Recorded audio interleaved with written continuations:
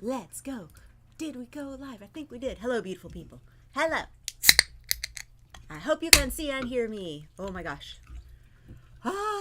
So good to see y'all. Good morning, good morning, good morning. Are you experiencing bizonkers woo weather? That is the conversation we're going to have today. I'm Bonnie Gillespie, and we are going to chat through why first quarter 2025 has been so extra. Because it has. It's been so extra. Has it been for you? Let me know. Good to see you in the chat. Hello. Have you hugged yourself today? Because even if you have, do it again. Feels good. Oh, I'm a little chilly cold in here. Woohoo! All right. Let's do it. Good to see you. Welcome, welcome, welcome. Thank you for chiming in. Yeah, it's been wild. It is continuing to be wild. And I'm going to talk to you about why. We're going to get into it. Let's, first of all, make sure. Yes, okay. I think I am lagging by just a little bit, but that's okay. It's not by too much. It's not by too much. All right. Yes, Mars Day, wearing the red under my bless their bigoted hearts shirt. Yes. Brr, bless. But red for Mars Day. Always doing a little Mars remediation. And so chart harmony is, in essence, planetary remediation. Planetary remediation sounds like you're doing something wrong, and so you have to do over or correct this problem. I like chart harmony better because I'm just trying to get all the parts of my chart at their best. And it's not possible for some parts of my chart to get much better than they are because they don't have a lot of raw material to work with where they are. And what we do is then by transit or by planetary remediation, do things that help those planets behave to the fullest of their ability so that we don't have weird, out of whack stuff happening in life. Okay, so excellent. I'm so glad you could join us. Thank you very much. Appreciate you being here. Thank you for saying hello. Those of you watching in replay, please feel free to use the comments area because we're going to be talking about four conditions that have created the reason for the woo weather being so extra the first quarter of 2025. And I'm going to say even the first third of 2025 because as I'm recording this, it is the end of April of 2025. So we are already into second quarter by a month. But what that means, if we divide the year into thirds, we are at the very end of the first third of 2025. All right, so we've got four conditions that we're going to talk about for how it's been so wonky and wild. And I do have them all written up here. So I'm going to give you a chance to grab, this is my earlier scratch version. I'm moving this in the wrong direction. There we go. Hopefully the light is bouncing off that enough. There we go. I was using on this piece a glitter pen, and glitter pens reflect the light back in a weird way, so that's a little harder to see. So hopefully y'all can see that. All right, so here's what we're talking about. When a planet is in detriment, you want to use the unwell emoji. What is the unwell emoji? I'm figuring this out because I'm putting this into a one sheet, a Canva one sheet that y'all can have, because I keep using off of my own little notepad where I've got this written up and then I write it up on things like this, and I'm like, I need to just turn this into like a PDF one sheet that y'all can have and that looks pretty and you're able to like, oh yes, I can put that somewhere and I like looking at it and I understand. So I'm working on that. But the condition of detriment is the one with the unwell emoji in the version of this Canva one sheet that I'm making in my brain. So until I get into Canva and actually make it, I'm like, okay, yeah, that's how that's going to look. It's going to have the unwell emoji. When a planet is in detriment, that's a type of essential dignity. When a planet is in detriment, that planet cannot access everything that it needs to get its work done. And y'all have heard me talk about this in a few other live streams, and just in general I talk about how something's not in great shape right now because a planet in a certain sign just doesn't have access to everything that it needs. And sometimes a planet gets into a sign where it not only has everything it needs, it has more than enough. And so there are different situations that it can find itself in. And what we have had in 2025 so far is Mercury in detriment, Venus in detriment, and Jupiter in detriment. Okay, so that's Mercury, the planet of how we communicate, how we think, how we believe, how we communicate about what we think and believe, how we learn, all of those relational things in detriment. In the sign of Pisces, Mercury doesn't do so well. That's mainly because Pisces has an overwhelming number of ways to communicate, and Mercury's like, I deal in words. And Pisces is like, words are so limiting. Let's communicate in so many different other ways, and it just gets overwhelming, and Mercury can't do it. Can't do it as well. Can't access what it needs. Can't access the words. It's why when Mercury is in Pisces, we'll find ourselves tripping over our words more. If you are born with Mercury in Pisces, you might find it a little tougher to find the words that you need, because words just are very limiting to a Pisces Mercury. So the sign of Venus has been in Aries, and then it retrograded out. So right now Venus is in Pisces, where she's fine. In fact, she's better than fine. She's exalted. She's in her Beyonce placement. But tomorrow, as I'm recording this today, tomorrow Venus moves back into Aries. So we're about to head back into Venus in Aries. Doesn't have the ability to do love, money, and enoughness with the same kind of energy that she tends to do. You know, Venus likes to go slow. Venus likes to take her time. Venus likes to just receive. And Aries says, go, go, go, attack, attack, attack. And, you know, go get yours. And Venus is like, that's really not my style. So that has happened for a while already, and will be happening again for another month or two, month and a week. And then the greater benefic Jupiter, which is the planet of abundance and optimism and faith and trust and all the glitter, has been in detriment since May of 2024. So we have just a few more weeks of Jupiter being in the sign of his detriment, which is Gemini. And this makes sense because Jupiter says, I bring you all the glitter. You can have everything on the buffet. You do not have to choose. The sky's the limit. Do it all. It's wonderful. And Gemini says, but what else is there? And Jupiter's like, no, legit, everything is yours. Have at it. And Gemini says, yeah, but what else? I'm curious about what else you got. And Jupiter doesn't really know what to do with that question. Jupiter gets into Gemini and says, yes, you can have them all. And Gemini says, I need to know what else is on. What do you not have on the menu? What is it that you also offer, but you don't show me as available? And so Jupiter doesn't do so well in that environment. So we've had 3 planets in the sign of their detriment. And that's just one of the 4 things that I'm looking at. The second thing that I'm looking at is we went from the unwell emoji of detriment to the clown face emoji of fall.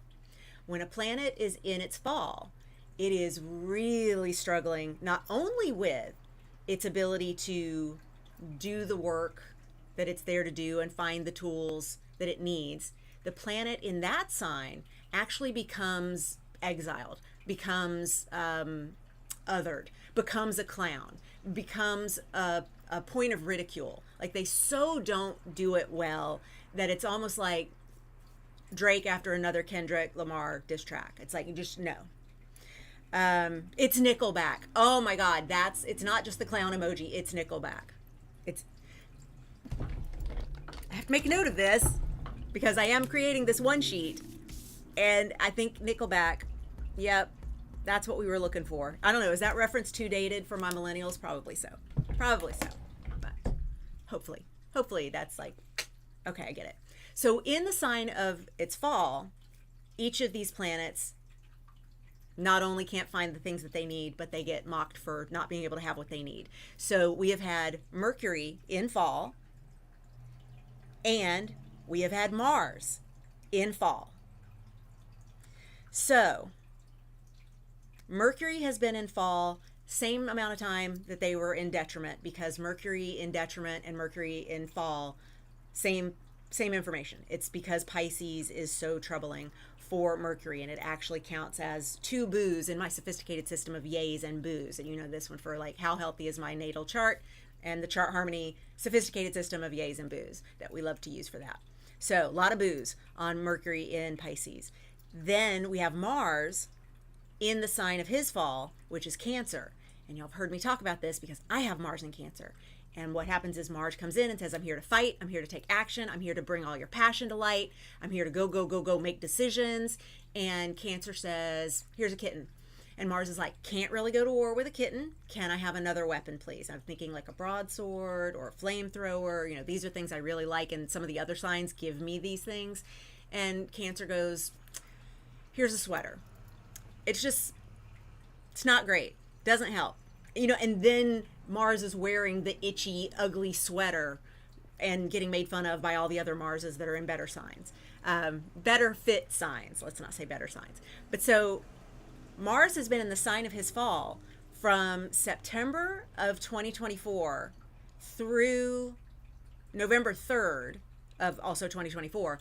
But then due to retrograde, went back into the sign of his fall from January 6th of 2025 until just a couple weeks ago, April 17th. So we've been dealing with a really sloggy, can't get it up kind of Mars all of 2025, pretty much. But wait, there's more. I said I'm talking about 4 things: detriment, fall. Now, third thing, retrograde. So you heard me mention that some of the dates that we're talking about here include little retrograde experiences.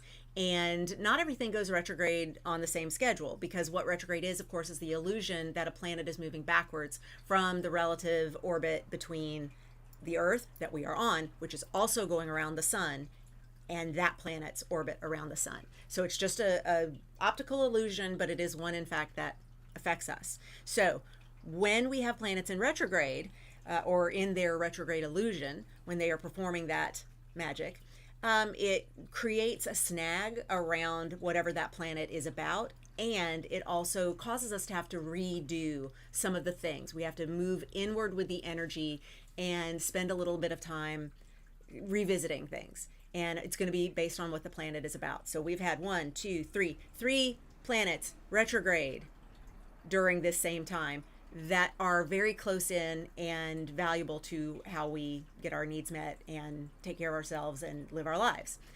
And here's what I mean. Mercury, planet of communication, how we think, how we believe, how we speak about what we think and believe, how we do social media, how we type, how we do texts, how we do contracts, everything like that, all retrograde March 14th to April 7th of 2025. So there was that. Mercury retrograde, we get used to it. It happens 3-4 times a year. Not that big a deal. We've become like accustomed to that. All right, but Venus retrograde only happens once every 18 months. And we had Venus retrograde from March 1st to April 12th of 2025, which means snags around love, money, enoughness, receiving, being able to pull in things that are meant for us, trusting that we are enough. I've been hit by all of that. Venus is my chart ruler, so when she's retrograde, I got to really look out for her. So she's not only, well, I'll get to the layering on in a second. I almost jumped the gun on that. Okay, but hang on. Mars retrograde from December 6th of 2024 until February 23rd of 2025. And wait, Jupiter was retrograde from October 9th of 2024 to February 4th of 2025. So both the benefics retrograde at the same time. No, one right after the other. Jupiter turned direct, and then Venus went retrograde. It's like they relayed off that. They handed off the baton. That's the phrase I'm looking for. Mars retrograde, Mercury retrograde. Okay, got it. That's a lot of that energy pointing inward. During retrogrades, we tend to be like, whatever the weapon is out there. We turn it in on ourselves during retrograde. We worry, what did I get wrong? What am I missing? Why isn't this working? It must be my fault. Those are things that happen a lot during retrograde, those kinds of feelings. And then, because I did say there were 4 things that we're looking at: detriment, fall, retrograde, and now out of bounds. Not a lot of people talk about planets out of bounds, and I find that to be one of the more interesting things to talk about, because when planets are out of bounds, we're not talking the degree that they are in when you're looking at your chart or the transits and you notice a certain degree. You know, like I don't have my app open right now, but if I were to look and see that we are in, the moon just moved into Gemini a few hours ago, so we're in early degrees, the degrees and minutes of Gemini that the moon is right now, blah, blah. It's not that, it's declination. So it's more like where the planet is along the ecliptic, and there is a certain amount of tolerance before it falls what is called out of bounds. And when it's out of bounds, this is a state of a planet's inability to follow its rules. So it's got its own rules, and then it loses them if it's out of bounds. So some people are born with certain planets out of bounds, and it really explains why they may behave in ways like there's no rules around whatever the issue is.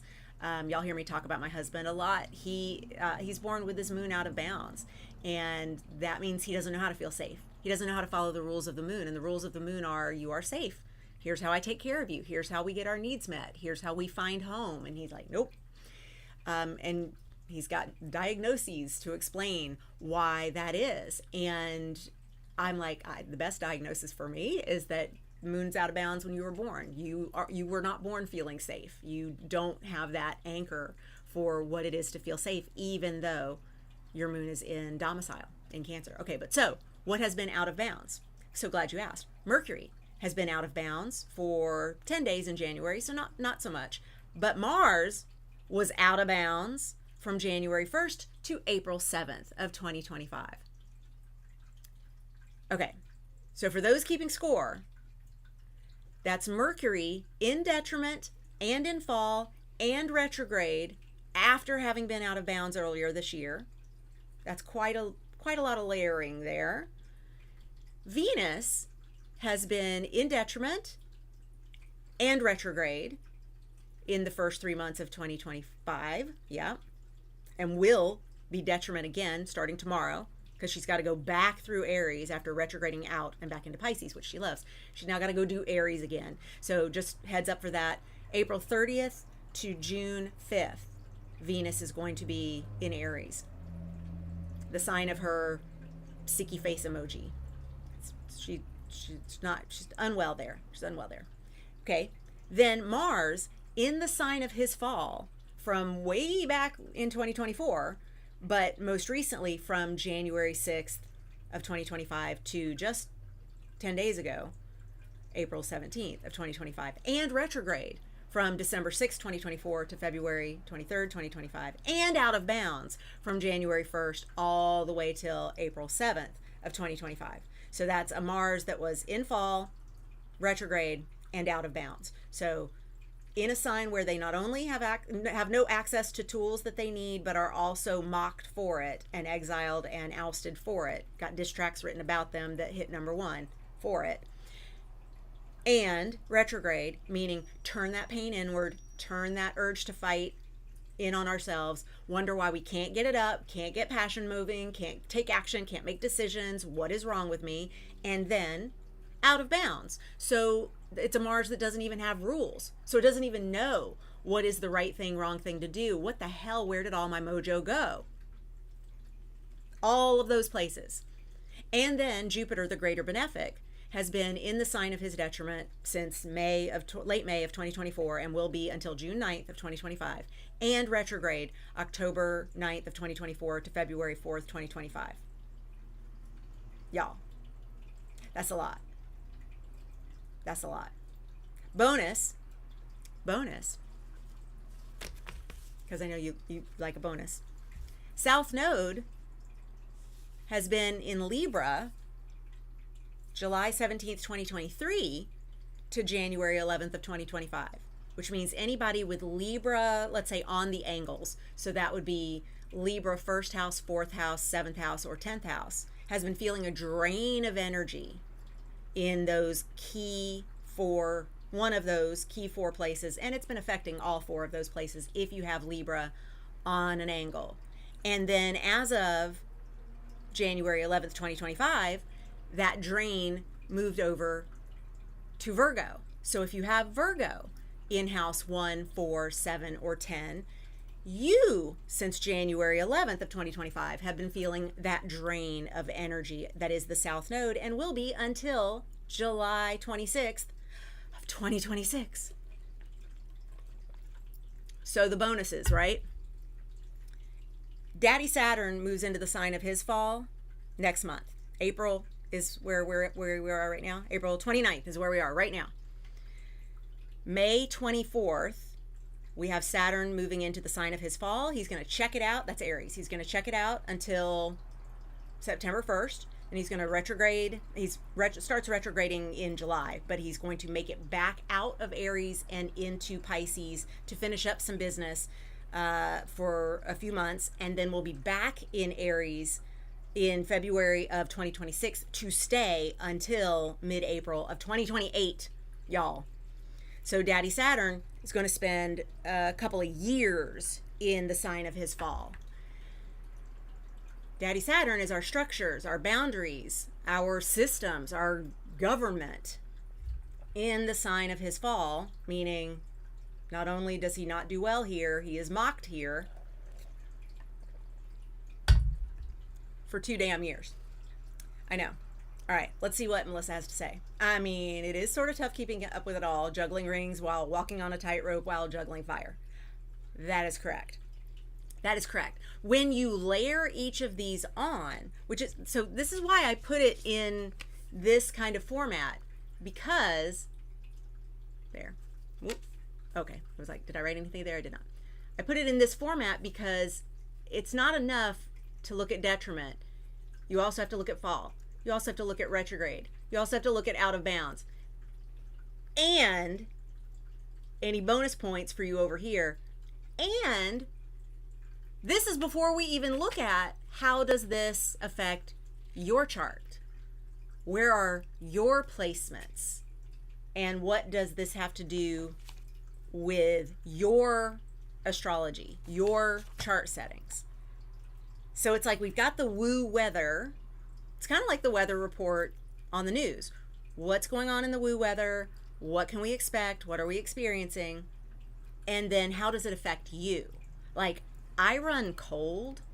Even when I was like peak hot flash perimenopause, I still generally run very cold. That's just always been the case for me. And that means, my hands are going to be cold, my feet are going to be cold, my nose is going to be cold. And because I run cold, I don't go anywhere without a sweater, a wrap, a schmata. Like I always have something with me to make sure that I am not going to be uncomfortable, because if I'm uncomfortable, I'm going to wish I had stayed home. I don't leave home that often anyway. Hi, Cancer Stellium, but /and it is good to know that I run cold so that I don't put myself in situations to be uncomfortable. So the same for each of you. You can look at what the woo weather is doing and say, well, that's all well and good, but I know for myself, these are things that are true for me. So I need to prepare maybe differently than other people do. And so that's kind of what I was hoping to chat a little bit about today with this. That no, it's not you, it's the woo. The woo weather itself has been really challenging so far in 2025.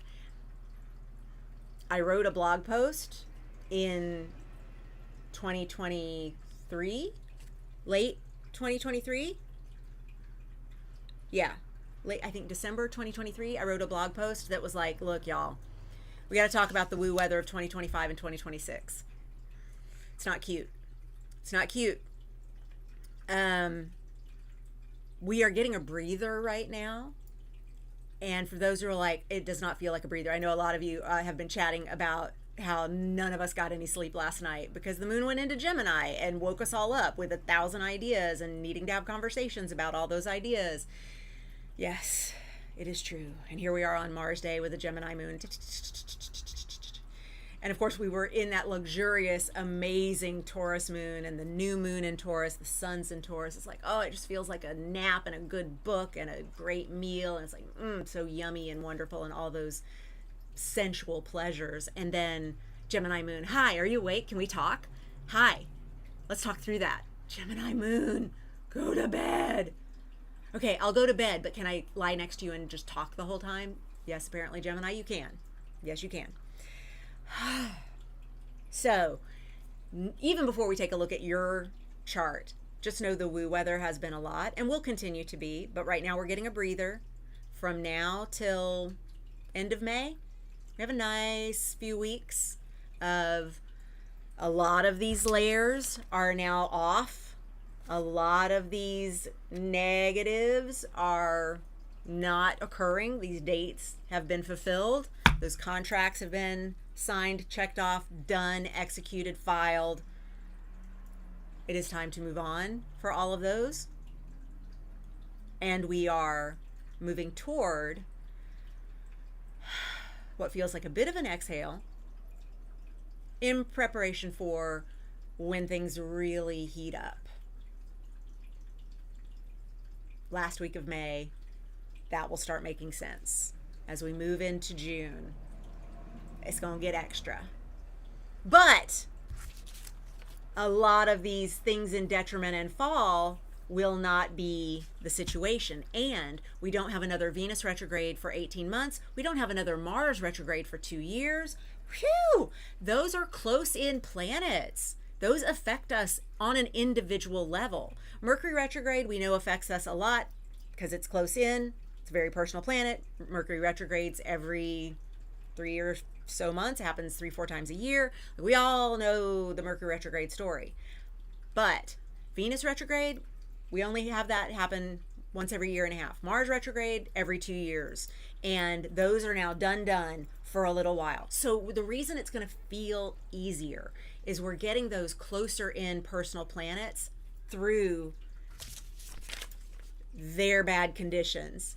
And we are moving them into better situations, especially once Venus gets out of Aries in June. June 5th is when Venus leaves Aries. Hey, Danielle, I'm so glad you could run. You got to run back to class. Danielle, I'm so glad you could run back to class. I'm reading and saying hi to you at the same time. It says, got to run back to class. This has been awesome. Excited-ish, LOL. To take a look at where all of this affects my chart. Much love. Thank you, Danielle. So glad you could stop in. Hope class is going well. Yes, Singing Bowls Sunday. I love your username. That's fabulous. Good. Good. What questions might you have about how this affects you and your chart, if at all?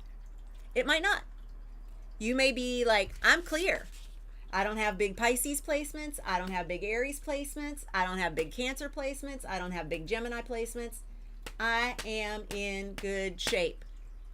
Good for you. Oh, wait. I have fine Libra. I have fine Virgo. Like, if that is you, you don't have any of these hitting you, then that means you're looking around at people who are going, this is so much, and going, I don't understand. How is this affecting you? What? Astrology's not real. Why are you talking about how bad it is? It's not bad. And meanwhile, you're over here going, there's so much. Okay, good. Good. Hopefully this gives you a little bit of a because shifting onward. Big Cancer Pisces placements. Ooh, NYC Actors Guide. Ooh, and because it's 2 water signs that you got big placements in, you are feeling it. And when you have big water in your chart, you are not just feeling your feelings. You're feeling the feelings of the collective, which means their scaredness lands with you. Their I don't understand what's going on-ness lands with you. It's a lot. It's a lot. Only no Gemini. The rest, yep, I got them. Melissa. Melissa, I know. You know what I decided, Melissa, because I started writing a blog post after you and I were having the conversation in Discord about the Taurus Decans short video here at YouTube, and then your aha moments, and then your question about is it an applying or a separating square, and how I went and looked at your specific chart and pulled it. And so then, of course, I'm like, I just wrote this. I wrote it well. I'm going to turn that into a blog post. I was like, I think I need to just start a series at my blog that's Melissa Asks, and here's the answer, because you ask such good questions and you give me such an opportunity to explain things in ways that I know you get it in like a sentence, but I'm able to give a little more context for people who are also reading, because at Discord and at my blog, it's not just the two of us talking. But I really want to thank you for your wonderful questions. And hey, if you're watching this and you're not over at Discord, come on over to the Chart Harmony Discord. We'd love to have you. Carla says Cancer rising, Pisces moon. Always feel everyone's emotions. Carla, yes. I hope you have good energetic hygiene practices. I hope you're really good at, I said today in Discord, we need to be flicking off other people's energy, because we got a lot of energetic hitchhikers right now, but especially big water. It may not even be enough to flick it off. We may actually need to just like shower a couple of times a day, or do some kind of water ritual, drinking a big glass of water, but doing it with the intention of flush out anything that I've picked up from somebody else. Also, I've got like a water feature running back there that had been unplugged for a while because I didn't really feel like I needed it. And then I realized, oh, I've not been taking care of my needs, my water sign needs as much as I should. Should is a very Saturn word, but so I decided, let's plug it back in, get that water flowing, let that pick up some of the energy that I've been picking up. And then also I have on an apron, and I always put on an apron when I'm going to be connecting with people for any kind of, especially Zoom, where I can also see the people and hear them and feel the energies, but any kind of like audience-based live stream type thing, because I want there to be a protection across my lower chakras for energy to stop. That's why it's a black apron, because Daddy Saturn says no, and it keeps me from taking on too much of other people's stuff while still leaving my heart and my throat open. Yeah, I'm glad. Okay, good. Yes, you can point directly to that gift in your chart, Melissa. You do. You know exactly where that is. Well done. Running a humidifier day and night these days. Good. Okay, good. I'm glad you have that practice. That is actually very, very helpful. And also, I've been using Egyptian magic. Do you have this? Egyptian magic. I have a tiny little pot of it that I keep right here, but I have big containers of it elsewhere. And it is in fact magic. It is just this glossy, got some schmutz on there. Or is that peel? Oh, okay, it was like, is that peeling paint? No. Okay. This right here is in fact magic. And I put it on my cuticles. I put it on my face. I put it on my split ends on my hair. My dog loves it on his paws. Like, it's so good. That's also a really good, like a humidifier kind of relationship thing for people who also want to rub something on their skin. So good. I'm like, I can't even believe I opened it and didn't immediately put some on, because it feels so good. It feels so good. I'm just gonna put it on my cuticles. My day job is not woo, and I have said so many times that others repeat it now. It's not me or you. It's the upside down world right now. Teresa, that's good. I'm glad you have the option of saying that, and that they, even if they're not woo, can hear that and go, yeah, that feels accurate. Or at least they can say it lovingly, mockingly. Yeah, it's not you, it's the woo. Yep, I do lots of energy blocking, says Carla, and sometimes it's not enough. Stones live in my pocket. Good. Yep, I also am surrounded by a bunch of crystals that help. The one I realized I need to be wearing this one more. I keep putting it back in its little pouch to protect it. This is my shungite, and it's really good at collecting any kind of energy and holding it away from the body. This one's also really good at the electromagnetic field boundaries and anything like that you might need. Any black crystal is great for boundaries. I have a big hunk of obsidian in the creative cave, and I keep it like on the shelf behind me. Like, so when I'm working in the creative cave, it's like right there, like watching my back. It's like behind my neck, so it's like preventing things from coming in and at me with all of that. Yep, good. This has been fun. Anybody need anything before we go? It's a shorty one. I know it's already been 34 minutes. How is it a shorty one? It's a shorty one. It's a shorty one because usually these go forever. I always figure anytime I can come in under the amount of time that I spend on our Live Your Chart Zooms, I'm good because those go hours. But still, I'll look at the Astrology Podcast YouTube channel and they've got videos that are 3 and 4 hours every few days. I'm like, that is a lot. That is a lot. And I love to talk astrology. That's a lot. I love you. Thanks, sweetheart. Thank you for joining me here. So good to see you. Hope everybody feels good. Remember, all the Gemini moon stuff is just some chatter that we're trying to have. Feel free to have it and enjoy it. You are absolutely welcome. It's my pleasure. Thank you for being here. I really appreciate it. Love y'all tons. Be good to yourselves. Enjoy the woo weather while it is more predictably, in a way, like, because, you know, right now, nothing's out of bounds. Right now, nothing's retrograde.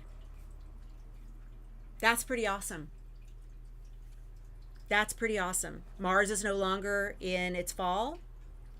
For just a few more hours, Venus is no longer in detriment, but she will be again soon. Mercury is no longer in detriment or fall. So really, it's Jupiter is in the sign of his detriment until June 9th. And then he goes into his sign of exaltation. And I am so excited because Jupiter in Cancer, it's a whole year party for this chick right here. People with big Cancer placements, Jupiter's about to come hang out with you for a whole year. So excited. Yes, I will do a live stream or webinar or something about that. You are absolutely welcome. Nicole, it's my pleasure. Carla, good. I'm glad. I'm so glad you enjoyed this time together. I do too. It's fun. All right. Mwah. Love y'all. Be good. Take care of yourselves. Till next time.